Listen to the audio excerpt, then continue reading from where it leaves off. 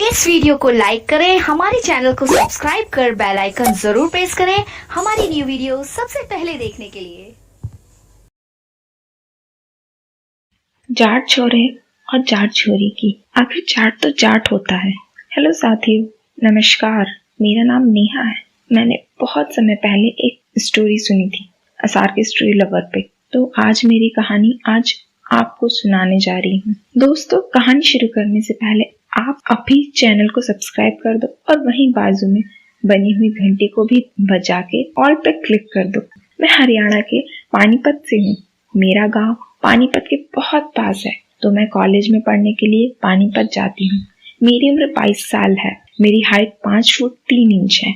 जब मैं 20 साल की थी तो कॉलेज में पढ़ने के साथ ही मैंने पानीपत में ही कोचिंग लेने का फैसला किया। मेरे गांव से पानीपत सिटी में पहुंचने के लिए 25 तो 30 मिनट लगते हैं। मैं ऑटो से जाती हूँ। मैं कॉलेज के बाद 2 से 5 बजे तक कोचिंग करने लगी। वहाँ मेरी क्लास में करीब 90 छात्र थे। कोचिंग के क्लास में मेरी कुछ फ्रेंड्स बन गए थे। उन सभी में से एक के अलावा मेरी कोई इतनी क्लोज नहीं थी। वो फ्रेंड शादीशुदा थी। वैसे तो वो पंजाब की थी, लेकिन उसके हस्बैंड अपनी जॉब के लिए यहाँ काफी दिनों से रह रहे थे। हम दोनों में बहुत बनती थी। मैं देखने में काफी सुंदर हूँ, क्योंकि आपको तो मालूम ही है हरियाणा के जाटों की छोरियां बहुत सुंदर होती हैं। मेरी फ्रेंड अपने घर में अपने पति और सासू माँ के साथ रहती थी। मुझे कोचिंग लेते 1 महीना हो गया था। अब तक सब नॉर्मल चल रहा था। एक दिन मेरी फ्रेंड क्लास में नहीं आई। मैंने फोन किया तो उसने बताया कि वो उसकी सासू माँ को दवा दिलाने दिल्ली जा रही है। उसकी सासू माँ को घुटनों में दर्द रहता था।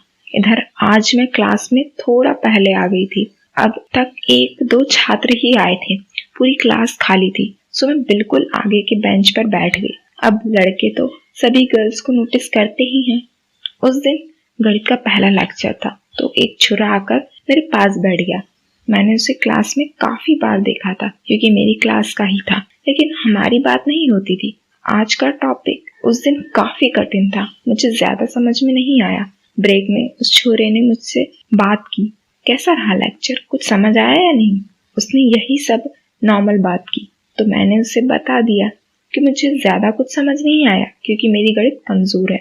तो मुझे सवाल समझाने लगा। हमारी थोड़ी बात हुई। मुझे उसके समझाने का तरीका ठीक लगा, इसलिए क्लास की 1 घंटा बाद तक उसने मुझे सवाल क्लियर कराया। इसके बाद ऐसे ही कभी कभी उससे मेरी हाय हेलो हो जाती। एक दिन मैं क्लास में जल्दी आकर बैठी थी, तो मेरी उससे हाय हेलो हुई। वो मेरे पास बैठ गया। उसका नाम अमित था। उसकी हाइट करीब 5 फुट 9 इंच थी। वो ना तो ज्यादा तगड़ा था, ना ही कमजोर था, मतलब सामान्य जाट था। उसका रंग भी गोरा था। बातचीत से पता चला कि वो भी मेरी ही बिरादरी का ही है और मेरे साथ वाले कॉलेज में ही पढ़ता है। हमारी कुछ देर बातें हुई, तब तक मेरी फ्रेंड आ गई। वो क्लास खत्म करके चला गया। एक बार मैं और मेरी फ्रेंड मार्केट गए, तो वहाँ वो हमें मिला। उसने मुझे देखकर स्माइल पास की और चला गया। उससे मेरी दोस्ती बढ़ती ही जा रही थी। ऐसे ही क्लास में भी उससे हाय हेलो हो जाती। एक बार हम दोनों सहेलियों की किसी कारणवश गणित की 2 दिन की क्लास मिस हो गई, तो मैंने अमित से उसके नोट्स देने को कहा। उसने मुझे घर ले जाने के लिए नोट्स दे दिए। मुझे घर पर सवाल समझ नहीं आ रहे थे, तो मैंने देखा कि अमित की नोटबुक पर उसका नंबर लिखा था। मैंने उसे फोन किया और उससे कहा, यह मेरा पर्सनल नंबर है, सेव कर लो। उसने फोन पर ही मुझे सवाल क्लियर करा दिए। अब ऐसे ही कुछ दिन बीत गए। कभी कभी उससे व्हाट्सएप पर थोड़ी बहुत बात हो जाती। हम क्लास में कभी कभी तीनों फ्रेंड्स के साथ बैठ जाते थे। एक बार रात के 10 बजे उसने हाय का मैसेज भेजा। मैंने रिप्लाई किया, नेहा हेलो, सोए नहीं क्या? अमित, नहीं अभी नहीं। नेहा, क्यों, जीएफ से बात कर रहे थे क्या? अमित, अरे नहीं यार, मेरी कोई जीएफ नहीं है। मेरे भाई बाहर रहते हैं, वो आर्मी में है, उनसे ही बात कर रहा था। नेहा, वाह, आर्मी में है, नाइस। मैं आपको बता दूं कि यहाँ हरियाणा में हमारी जात बहुत बहादुर मानी जाती है।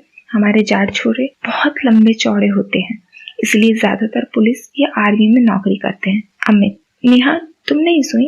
नेहा, नहीं बस स्टडी कर रही हूँ। अमित, स्टडी या बॉयफ्रेंड से बात कर रही हो? नेहा, अरे प्लीज यार बकवास मत करो, मेरा कोई बॉयफ्रेंड नहीं है। अमित, ओके यार, just kidding Neha, it's okay यार। फिर मैंने ही उससे पूछा, तुम कहाँ से आते हो अमित? उसने बताया तो पता चला वो मेरे गांव से अगले वाले गांव से ही आता है। वो कभी बस से कभी बाइक से आता है। नेहा, ओके अमित, मैं सो जाऊंगा, good night. Amit, okay bye, सो जाओ, गुड नाइट। फिर कल कॉलेज के बाद क्लास में मिलते हैं। हमारी ऐसे ही व्हाट्सएप पर थोड़ी बात होती रहती। एक दिन रात को उसने कहा कि नेहा, मेरा एक सवाल सॉल्व कर दो। मैंने कहा हाँ दो। अमित, बहुत कठिन है, शायद तुमसे नहीं हल हो सकेगा। नेहा, बकवास मत करो, सवाल दो। अमित, जो नहीं हुआ तो लगी शर्त, जो मैं बोलूंगा वो करोगी। नेहा, ओके ठीक है, मुझसे सवाल सॉल्व नहीं हुआ और मैं शर्त हार गई। मैंने उससे बोला, बोलो अब मुझे क्या करना है? उसने कहा, तुम मेरी फ्रेंड हो ना? मैंने कहा हाँ बोलो। वो कहने लगा कि यार तुम्हारे पास एक ब्लैक और एक येलो सूट है ना, जो तुम पहनकर भी आई थी एक बार। मैंने कहा हाँ है तो तुमको कल उनमें से ही एक पहन कर आना है। मैंने कहा लेकिन ऐसा क्यों? उसने कहा बस ऐसे ही यार। उस रात को मेरे मन में अजीब से विचार आ रहे थे कि उसने ऐसा क्यों बोला। अगले दिन मैं काले रंग का सूट पहन कर गई। मुझे देखते ही स्माइल पास करने लगा। मैंने भी उसकी तरफ देखकर हंस दिया। फिर क्लास में जाकर मैंने सारी बात अपनी फ्रेंड को बताई। उसने कहा, मरता है ये तुझ पर। मैंने कहा नहीं यार, वो बस फ्रेंड है। तो उसने बोल दिया होगा। उसने कहा, मैं सब नोटिस करती हूँ, वो तुझे ही घूरता रहता है। तभी अमित ने मुझे फोन किया और मेरी तरफ देखते हुए मुझे ब्लैक सूट में आने के लिए थैंक्स कहा। मेरी सहेली बोली, देख ले क्या खिचड़ी पक रही है। मैंने कहा यार तू ना बस यूं ही लगी पड़ी है अपनी सहेली की मान। मैं हंसकर टाल दी, लेकिन मेरे दिमाग में मेरी सहेली की बातें घर कर गई थी। रात को फिर अमित से थोड़ी बात हुई और वो सो गया। मैं रात को उसी के बारे में सोचती हुई सो गई कि क्या वो मुझ पर आकर्षित है या मैं उसकी तरफ आकर्षित हूँ, या आग दोनों तरफ बराबर लगी है। अगली सुबह उसने मुझे मैसेज किया कि वो बाइक पर है और मुझे ले लेगा, दोनों साथ में ही चल पड़ेंगे। मैंने भी हाँ कर दी। मैं अपने गांव के स्टॉपेज पर पहुंची ही थी कि वो वहां पहले से ही बिना बाइक के खड़ा था। उसने कहा, यार सॉरी बाइक खराब हो गई, रास्ते में ही मैकेनिक के पास खड़ी कर दी। मैंने कहा कोई नहीं, बस से चलते हैं। कुछ देर बाद एक बस आई। वो बहुत फुल थी। बहुत भीड़ देखते हुए उसने मना कर दिया।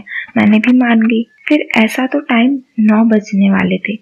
हम दोनों ही क्लास के लिए लेट हो गए थे। ये जुलाई का महीना था, मानसून मौसम था, सो कुछ ही देर में बारिश होने लगी।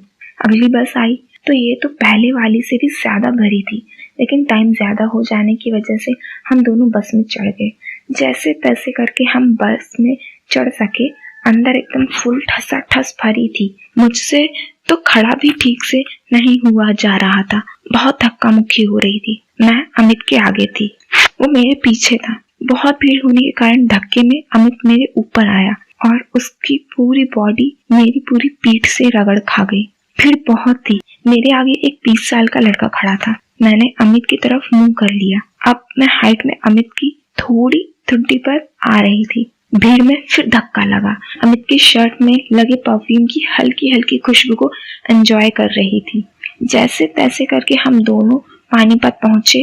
वो अपनी मंजिल पर उतर गया। मेरे कॉलेज पहुंच जाने के बाद उसने मुझे फोन किया और पूछा, तुम ठीक हो ना? मैंने कहा हाँ। वो बोला ठीक है, कोचिंग पर मिलते हैं। ओके। मैंने ओके कहकर फोन काट दिया। कोचिंग पहुंचकर मैंने सारी बात अपनी सहेली को बताई। वो मुझसे मजाक करने लगी। मैंने कहा चल पागल, ऐसा कुछ नहीं है। वो कहने लगी, तू मान या ना मान ये तुझ पर मरता है। मैंने उसकी बात को हंसी में टाल दिया, लेकिन मैं सोचने लगी कि मैं उसकी हर बात अपनी सहेली को क्यों बता देती हूँ। क्या मुझे उसके बारे में बात करके अच्छा लगता है? कुछ दिन ऐसे ही चलता रहा। तो दोस्तों आगे क्या हुआ है ये मेरे अगले पार्ट में होगा। तो अभी आप मेरा दूसरा पार्ट स्किप मत करिएगा, ठीक है? चलिए मैं चलती हूँ। अरे अभी आप कहाँ चले? पहले मेरे चैनल को सब्सक्राइब, मेरे सारे वीडियोस को लाइक और हाँ बेल आइकन को दबाना बिल्कुल ना भूलें।